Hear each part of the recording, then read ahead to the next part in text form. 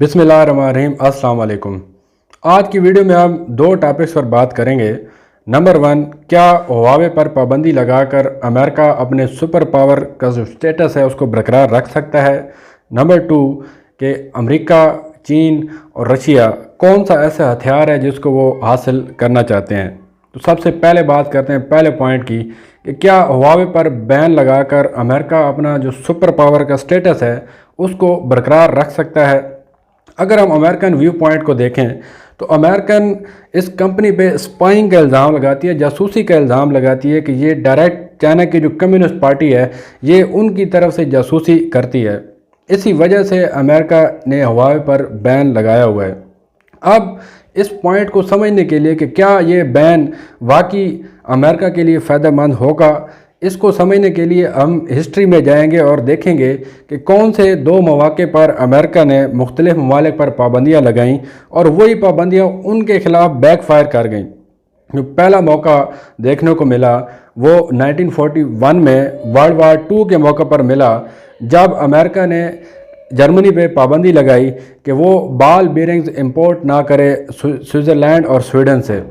उस वक्त क्योंकि जंग चल रही थी दोनों ममालिक के दरमियान, तो जो अमेरिकन थिंक टैंक थे वो ये समझते थे कि जो जर्मनी बॉल बेयरिंग्स इंपोर्ट करता है स्वीडन और स्विट्ज़रलैंड से, अगर वो इंपोर्ट्स हम किसी तरीके से रोक दें तो जर्मनी की जो डिफेंस प्रोडक्शन है जिसमें वो हथियार बनाता है, टैंक बनाता है, वो रुक जाएगी।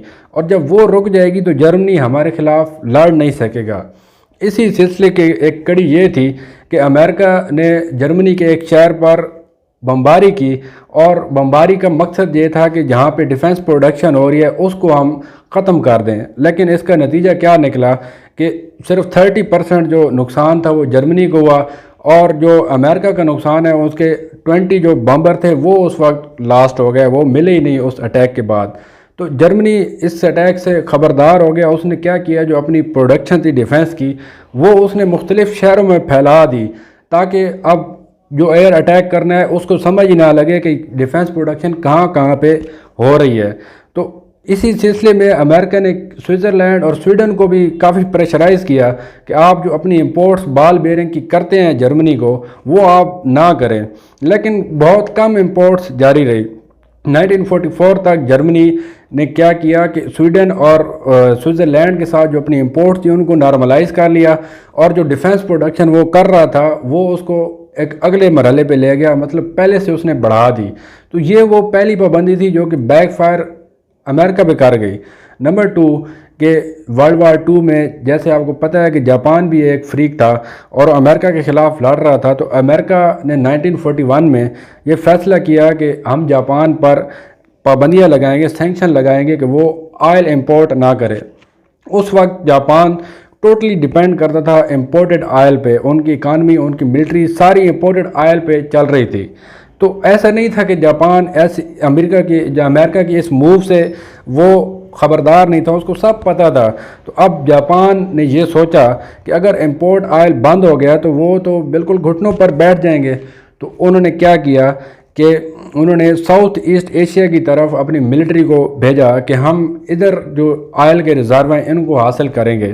तो उनके रास्ते में रुकावट आ रही थी पर्ल हार्बर की, जो कि फेमस वाक़या था जहाज़ का, जहाँ पे जापानी अपने जिस्मों के साथ बम बांधकर उन जहाज़ों में घुस गए थे। वो फेमस वाक़या पेश आया।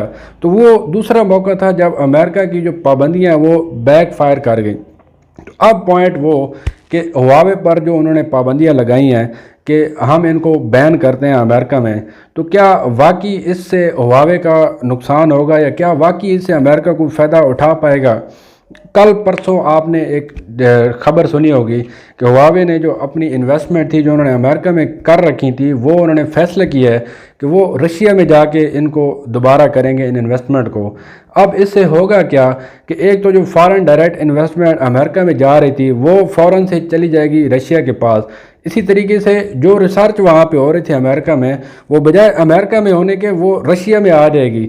तो इससे जो वहाँ पे अगर अमेरिका के लोगों को तरक्की होनी थी उस रिसर्च से, तो अमेरिका काफ़ी दर्जे तक पीछे चला जाएगा उस रिसर्च में, R&D में, और वो फ़ायदा उठा ले जाएगा रशिया। तो अब اس سے ہوگا کیا کہ جو امریکہ ہے وہ بجائے آگے جانے کے، اس پابندی لگانے کے بعد بجائے آگے جانے کے وہ اور نیچے آئے گا۔ تو اس پابندی سے امریکہ کو فائدہ نہیں ہوگا بلکہ نقصان ہوگا۔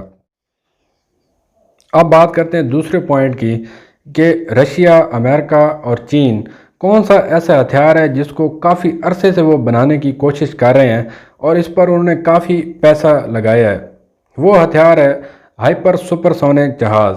یہ وہ جہاز ہے جو کہ 4000 میل فی گھنٹہ کے حساب سے ٹریول کرتا ہے، یعنی کہ اگر آپ نے لندن سے جانا ہو آسٹریلیا کے دارالحکومت سڈنی میں، تو یہ آپ کو ٹوٹل 4 گھنٹے میں آپ کو یہ جہاز پہنچائے گا، اتنی اس کی تیز سپیڈ ہے۔ تو یہ تیز سپیڈ ہونے کی وجہ سے یہ تمام جو 3 ممالک ہیں یہ جلد از جلد اس کو بنانا چاہ رہے ہیں، تاکہ جس کے پاس بھی یہ جہاز ہوگا تو طاقت کا جو توازن ہے وہ اس کے پاس جائے گا اور یہ ڈیسائیڈ کرے گا کہ آنے والے جو وقت ہیں اس میں سپر پاور کون ہوگا۔ تو دوستو، امید کرتے ہیں آپ کو ہماری یہ ویڈیو پسند آئی ہے۔